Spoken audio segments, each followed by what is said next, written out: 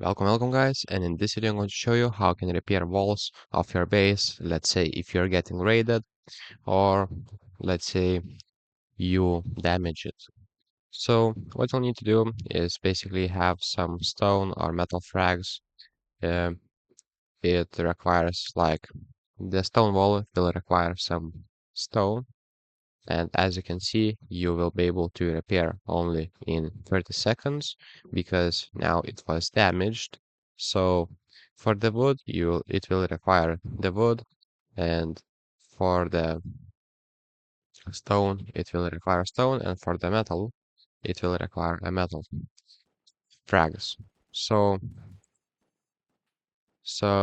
that's pretty much it, guys. Let's try to fix it. As you can see, it requires stones, and take your hammer and just smash it like this with the left click mouse. So if this video was helpful, please make sure to subscribe to guide to everything, comment down below for the algorithm, and see you in the next one.